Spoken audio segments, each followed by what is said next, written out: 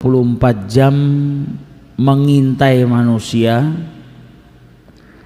Jihad melawan hawa nafsu dikatakan oleh Rasul sallallahu alaihi wasallam sebagai jihadul akbar, jihad yang besar. Karena seseorang yang berperang melawan musuh di medan peperangan, maka musuhnya nampak lebih mudah baginya untuk menghindar ketika diserang, lebih mudah baginya untuk mengalahkan musuh yang menyerang dirinya. Dan peperangan itu datang pada waktu tertentu, akan tetapi jihad melawan hawa nafsu musuhnya tak nampak. Waktunya bukan waktu tertentu, akan tetapi seumur hidup selama-lamanya nafsu itu akan terus melawan manusia, menjadi musuhnya manusia. Nafsu tidak pernah libur, nafsu tidak ada capeknya untuk menyerang manusia. Maka dari itu jihad melawan hawa nafsu disebut dengan jihadul akbar, jihad yang besar.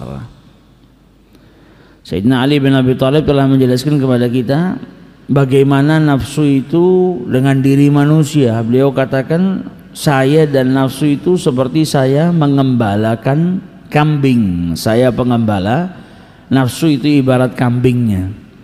Diarahkan jalan di sebelah kiri, nanti kalau sudah terarah ada yang keluar kemudian berjalan ke arah kanan, kemudian diarahkan lagi di jalur kiri, nanti ada yang keluar lagi.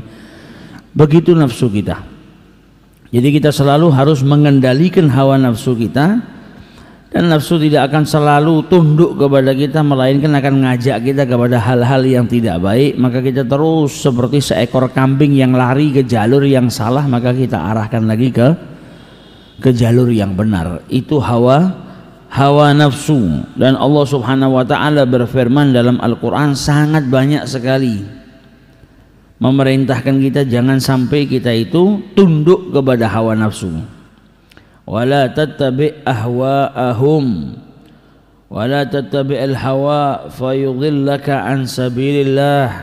Jangan sampai kalian itu mengikuti hawa nafsu, maka sesungguhnya hawa nafsu itu akan mengeluarkan kalian daripada jalannya Allah Subhanahu wa ta'ala. Ini bahayanya mengikuti hawa nafsu. Pada kesempatan yang lalu kita juga sudah bahas bagaimana cara mengendalikan hawa nafsu. Para ulama menyebutnya dengan riyadhah, riyadhatun nafs, olah jiwa. Tujuannya supaya manusia bisa mengendalikan hawa nafsunya. Karena kalau tidak ada perjuangan, tidak ada riyadhah, kita nggak punya senjata untuk mengolah jiwa kita. Kita nggak bisa mengendalikan jiwa kita, yang ada kita malah dikendalikan oleh nafsu kita. Salah satunya mengendalikan hawa nafsu apa? Sedikit makan, sedikit tidur. Sedikit makan, sedikit tidur, banyak lapar, itu menjadikan manusia semakin kuat. Kalau zahirnya sedikit makan orang lemes, tapi pada hakikatnya orang yang sedikit makan itu justru kuat.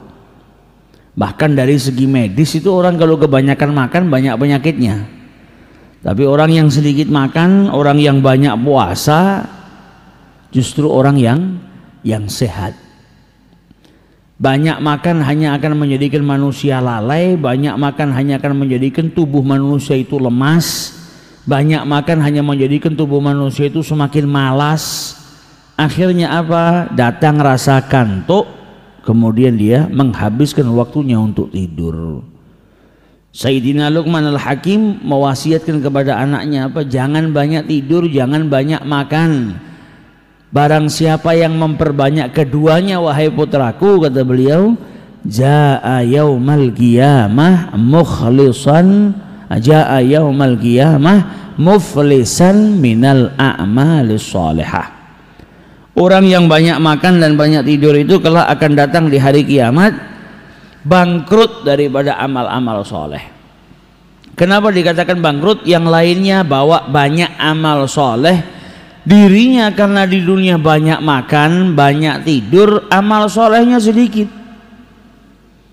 Setiap hari kerjaannya apa? Tidur. Kalau bangun daripada tidur makan banyak, ketika makan banyak akhirnya tubuhnya lemas, tidak bisa beramal. Yang ada malas, ngantuk, akhirnya kembali tidur lagi. Setiap hari dia hanya menjadikan waktunya untuk makan tidur, datang di hari kiamat gak bawa apa-apa. Yang ada penyesalan. Andai saja dulu waktu saya di dunia saya sholatnya di masjid, andai saja dulu saya waktu hidup di dunia saya berpuasa, andai saja. Yang ada hanya berandai-andai. Karena apa? Waktu yang di dunia sudah terlewatkan, nggak bisa kembali lagi. Nah ini bahayanya orang yang banyak makan, banyak tidur, dan banyak makan dikatakan juga bisa menjadikan manusia itu lupa. Sehingga Nabi Allah Yusuf alaihi salatu wassalam bahkan di saat dia memegang kekuasaan menjadi seorang gubernur yang kaya raya, beliau malah banyak berpuasa.